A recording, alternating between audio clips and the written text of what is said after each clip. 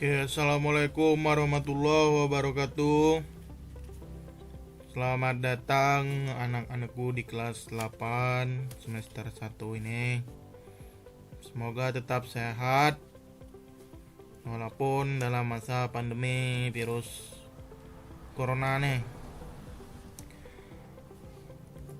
Selamat datang di kelas matematika. Buat santai, yang penting jangan ngelamun, APG tidur. Kita pakai bahasa Habang Mayo biar agar belajar.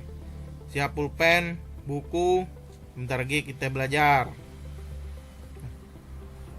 Nah, hari ini kita belajar masalah pola bilangan. Kalau di kelas 7 Ika belajar bilangan. Nah, Pak, baca ada pola nih, Pak. Apa ya pola nih, Pak? Mesti apa ya itu, Pak? Nah, hari ini kita akan belajar masalah pola ini.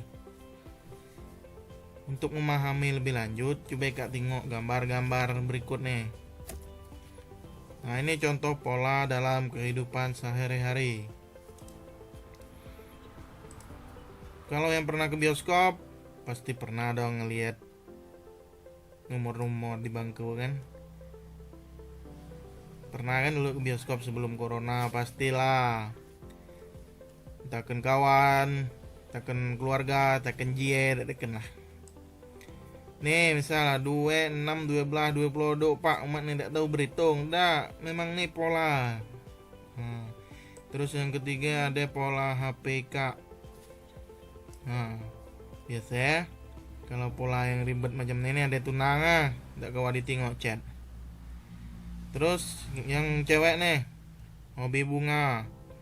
Ada pola yang kelopak bunga 1, kelopak bunga 2, 3, 5 dan seterusnya. Bagi cowok yang hobi balap nih, ada starting grid MotoGP. Kalau ke kanan 1, 2, 3, 4, 5, 6. Ke bawah juga ada pola 1, 4, 2, 5, 3, 6. Bagi anak-anak yang hobi main bal nih, ada pola formasi, ada 4-3-3, 4-4-2. Parkir bus misalnya back 6. Yang penting pola, yang penting menang Mourinho. Nah, setelah ngeliat nih, ada pertanyaan dari Bapak. Kelak Ika jawab, kirim WA Bapak atau WA grup. Pertanyaan pertama tuh, apa itu pola bilangan menurut pemahaman Ika setelah dijelaskan secara singkat tadi. Yang kedua, sebutkan penerapan konsep pola bilangan dalam kehidupan sehari-hari lainnya.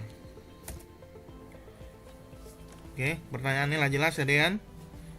Simpan. Terus jawab, kirim WA grup. Tenang, masih ada pertanyaan-pertanyaan lain nah. Simak terus video. Nah, hari ini kita akan belajar menentukan persamaan dari suatu barisan bilangan. Nah, di sini kita harus kreatif menentukan pola dan karakteristik barisan. Misal ada yang nambah tetap atau ngurang tetap, itu disebut aritmatika. Bilangan barisan aritmatika. Nah, ada juga yang perkalian tetap, kali 2, kali 3 terus atau kali 4 terus. Itu bilangan geometri. Atau yang bertingkat, pacak 2 kali 3 kali 4. Pacak oke kombinasi ini kadang ditambah kadang dikurang. Nah, untuk lebih jelas nih contoh.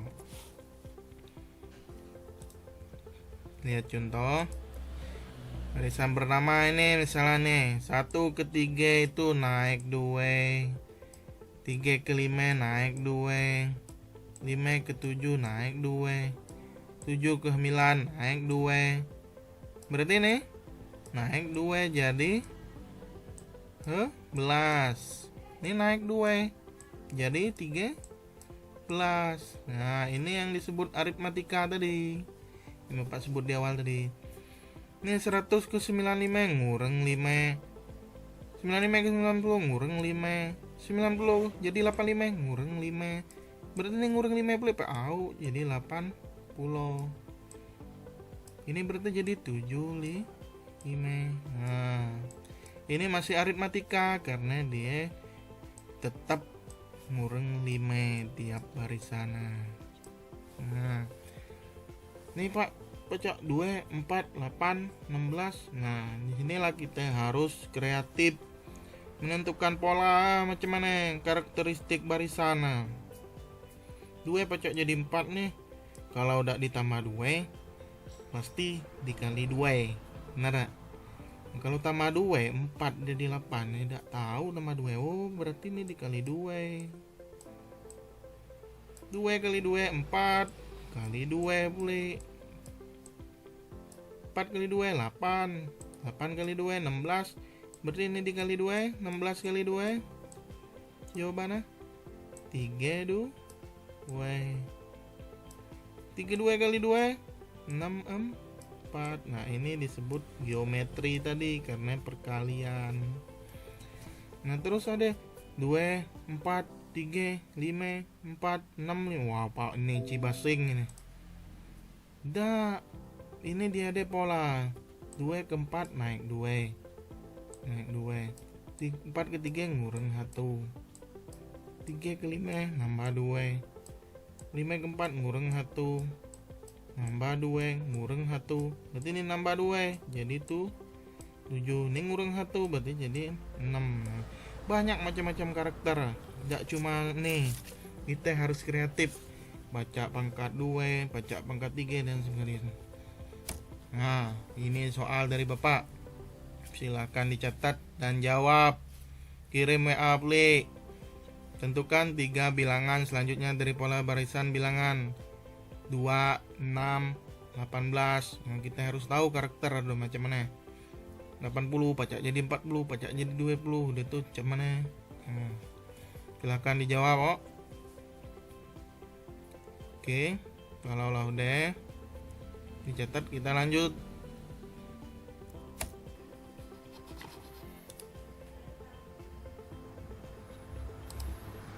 Oke, selanjutnya kita akan menentukan persamaan dari suatu konfigurasi objek. Nah, objeknya banyak. Kalau di sini nih, misalnya apa nih, kelereng. Nah, baca kuset dengan kuset. Kuset itu korek api. Terus baca juga segitiga dan lain sebagainya. Yang penting Kak tengok pola. Nah, ini pola bilangan genap. Pola bilangan genap. Sorry agak harus nulis Pak Gemos. Dia ada 2, 4, 6, 8. Nah, sebelum ke rumus yang harus Ika pahami adalah suku. Nah, suku ke N, suku keberapa atau urutan keberapa. Berarti 2 ini adalah urutan ke 1. Ini urutan kedua, urutan ketiga, urutan keempat, urutan kelima ini berapa? Berarti tambah 2 jadi 10. Urutan ke-6 nih berapa? Berarti 12. Ini agak mudah nih. Cuma nambah dikit. 8 ke 10, 10 12. Macam mana kalau U100? Nah, U100 kalau disusun macam ini, baca penuh buku Ika. Kalau nulis di papan tulis, baca ke dinding-dinding. Nah, jadi menggunakan rumus. Ini rumus ini sebenarnya untuk meringkas waktu Ika. UN sama dengan 2N. Berarti U100 sama dengan 2N. 2 kali 100 sama dengan 200. Gitu. Yuk Bapak ngekel nih. Cak jadi 200. Lalu kita coba yang dekat tadi, U5. U5 sama dengan berarti 2 kali 5 sama dengan 10. 10 kan tadi? Nah, lanjut. Ini pola bilangan genap tadi ya. Nah, ini adalah pola bilangan ganjil.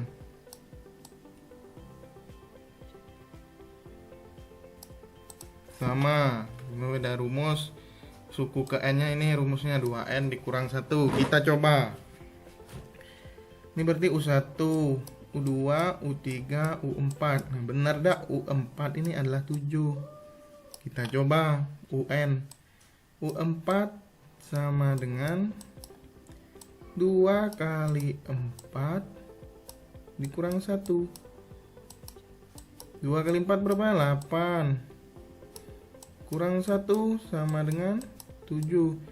Wow, kan bener dengan 7. Nah, berarti kalau kita lah pacak nyari U100, U1000, U1.000.000, salah, tak kebayang kalau U1.000.000 ikat nulis di dinding panjang. Ini pola bilangan ganjil. Terus ini pola bilangan segitiga. Pola bilangan segitiga, lihat gambar. Lihat gambar ini yang membentuk segitiga. Terus suku-sukunya adalah 1, 3, 6, 10, 15 dan seterusnya. Rumusnya adalah suku n setengah n dikali n tambah 1 sama seperti tadi.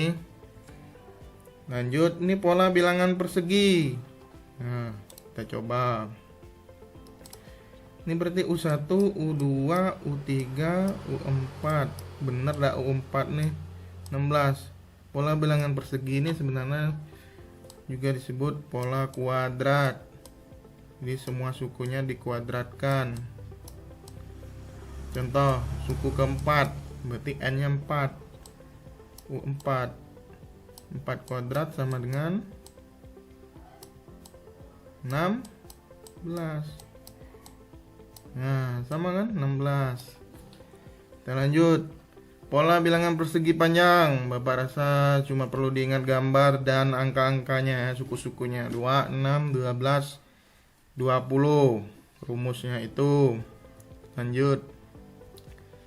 Nah, ini pola bilangan Fibonacci. Nah, Fibonacci ini namanya Mamang di Italia. Jadi pengemuka pola bilangan Fibonacci nih. Nama asli ya lupa, kalau ada lapisa kak googling baik lah di Google. Ini cuma penjumlahan setiap sukunya merupakan jumlah dari 2 suku di depannya. Jadi sebelumnya misalnya ada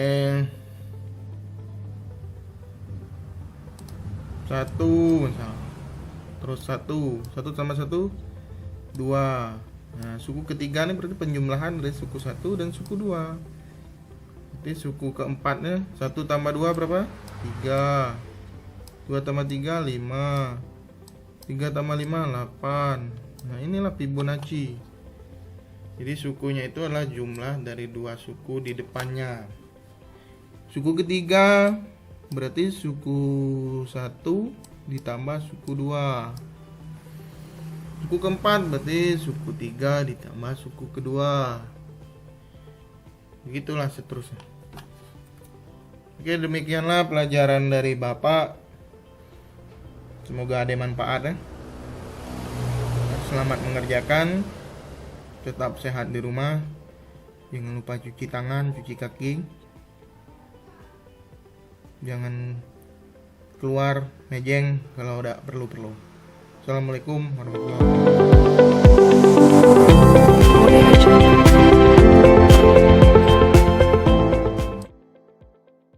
Assalamualaikum warahmatullahi wabarakatuh. Kembali lagi di kelas Bapak, kelas 8. Hari ini kita akan membahas materi dasar lanjutan dari pola bilangan pada minggu lalu. Nah, minggu ini kita akan belajar bagaimana membedakan barisan aritmatika dan geometri. Apa itu barisan aritmatika dan geometri? Nah, definisi. Jadi, antara barisan aritmatika dan barisan geometri mempunyai perbedaan yang harus kalian pahami terlebih dahulu. Nanti di soal atau di ulangan atau di manapun itu, dia tidak pernah mengatakan bahwa suatu barisan aritmatika ini tidak. Dia cuma memberikan angka-angka dengan suku pertama sampai suku terakhir, dan kita harus menentukan apakah itu aritmatika ataukah geometri. Nah, dari mana kita tahu itu? Maksudnya, oke, kita cek dulu definisinya. Barisan aritmatika adalah barisan susunan bilangan yang kenaikan suku berurutannya ditambah atau dikurangi. Itu kata kuncinya. Aritmatika ditambah atau dikurangi. Kalau geometri, dia dikalikan atau dibagi. Nah, paham gak kan? Dengan bilangan tetap yang sama. Bilangan tetap yang sama itu disebut dengan beda kalau aritmatika. Bilangan tetap yang sama dalam geometri disebut rasio atau R. Coba kalian pahami lagi perbedaan aritmatika dan barisan geometri. Kemarin lah tahu kan barisan bilangan itu gimana? Nah, ini kita membedakan aritmatika atau geometri. Silakan renungkan dulu. Kalau sudah paham, dari definisi di atas, buatlah masing-masing 5 contoh aritmatika, barisan aritmatika, dan 5 contoh barisan geometri. Angkanya terserah. Nanti kalian isi di Google Form yang akan Bapak bagikan linknya nanti. Langsung absen di situ, jawaban di situ. Lanjut. Nah, rumus suku ke N barisan aritmatika. Kalau kemarin ada beberapa jenis pola bilangan, nah ini secara umumnya. Dengan rumus U ke N, jadi kita akan mencari urutan kesekian misalnya. Maka rumusnya adalah A ini adalah awal atau U1 atau urutan pertama atau suku pertama. Ingat-ingat aja bahwa A itu awal. Ditambah N kurang 1, N ini adalah suku yang ingin kita cari. B ini beda, tadi naik berapa atau turun berapa. Oke, contoh. Tentukan suku ke-10, berarti N-nya 10. Dari barisan aritmatika berikut 2, 5, 8, 11. Maka kita tahu bahwa U1-nya adalah 2 atau A-nya sama dengan 2. U2-nya 5, berarti kita tahu bedanya antara U2 dan U1 adalah 3. Benar sekali. Langsung masukkan ke rumus. UN sama dengan U1 atau A ditambah N kurang 1 kali B. Tadi yang ditanya adalah U10, berarti U10 sama dengan 2 ditambah 10 kurang 1 kali 3. Maka kerjakan dalam kurung dulu. 10 kurang 1 adalah 9. 9 kali 3, 27. 27 tambah 2 sama dengan 29. Itu aritmatika. Kalau geometri dia agak rumit sedikit karena perkaliannya banyak. Tentukan suku ke-10 dari barisan geometri 1, 3, 9, 27. Berarti N-nya sama dengan 10. Terus A-nya sama dengan 1. Rasio adalah perbandingan antara suku dan suku sebelumnya. Ini lihat, berarti ini 3 dan suku sebelumnya adalah 1. Jadi 3 dibandingkan dengan 1 sama dengan 3 rasionya. Harus sama ya, 9 banding dengan 3 rasio. 27 dibagi 9 berarti 3, berarti rasionya 3. Setelah dapat A, R, dan N, kita masukkan ke rumus. UN sama dengan A kali R pangkat N kurang 1. Berarti A10 sama dengan 1 kali 3 pangkat 10 kurang 1. Nah, di sini agak rumitnya. Karena banyak ya.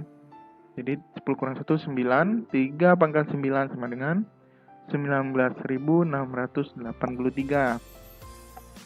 Kita pahami tentang rasio tadi. Rasio adalah perbandingan suku dengan suku sebelumnya. Perhatikan barisan di bawah ini. Barisan pertama yaitu 2, 4, 8, 16. Barisan kedua 16, 8, 4, 2. Apakah rasio keduanya sama atau berbeda? Berikan jawaban dan alasan. Silahkan dianalisa dan kirimkan jawabannya di Google Form nanti. Lanjut. Deret aritmatika. Kalau tadi barisan, sekarang deret. Definisi deret aritmatika, lihat perbedaan dengan barisan tadi. Kalau barisan tadi kita disuruh nyari suku keberapa. Kalau ini adalah jumlah suku-sukunya berapa. Jadi suku-suku yang dari pertama sampai terakhir dijumlahkan. Nah, jumlahnya berapa? U pertama sampai U ke N dijumlahkan, maka disebut dengan SN atau singkatan dari sum. Yang biasa main Excel tahu kan, rumus sum itu. Nah, rumusnya ini agak lumayan rumit. Sn sama dengan N dikali 2A ditambah N kurang 1 kali B dibagi 2. Atau disingkat setengah N 2A ditambah N min 1 kali B. Atau jika U terakhirnya diketahui, UN, maka rumusnya bisa dipersingkat Sn setengah N dikali A ditambah U terakhirnya. Contoh, ini sudah kontekstual. Dalam sebuah gedung terdapat 4 buah kursi di barisan terdepan, jadi terdepan 4 ya. Terus naik ke belakangnya 3 kursi dibanding sebelumnya, berarti 7, dan seterusnya nambah terus. Maka berapa jumlah kursi sampai ke belakangnya? Ada 8 baris. Nah, sampai baris ke-8. Kalau harus ngitung satu-satu lama ya. Maka pakai rumus tadi Sn S8 berarti karena 8 baris, jadi S8 N-nya 8 setengah kali 8 2A, A-nya tadi adalah 4, ini A. Nah, ditambah 8 kurang 1 kali B, silakan cek operasinya, dapatlah 116. Nah, pada definisi deret geometri, penjumlahan juga, kalau deret itu artinya penjumlahan, totalnya. Pada barisan geometri, Sn juga masih, cuma rumusnya ini agak rumit. U1 atau A dikali 1 dikurang R pangkat N per 1 dikurang N R. Jika R kurang dari 1, misalnya perbandingannya atau rasionya min 1, min 2, min 3, maka pakai rumus ini. Nah, rasio antara suku per suku. Kalau rasionya positif, maka pakai rumus ini. Contoh ini, sebuah bakteri membelah diri menjadi 2 setiap 6 menit. Berapakah jumlah bakteri setelah 1 jam jika awalnya hanya terdapat 2 bakteri? Berarti A-nya 2, rasionya 2, kamu membelah diri setiap 2 menit. Nah, rasionya positif, berarti pakai rumus ini. Nah, 11 kali.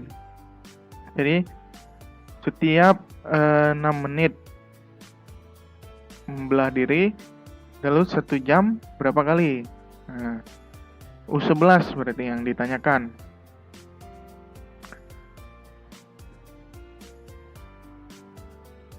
Masih bingung tentang U11? Ya, kita lihat.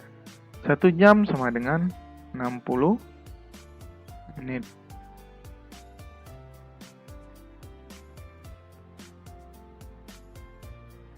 Hmm. 1 jam 60 menit.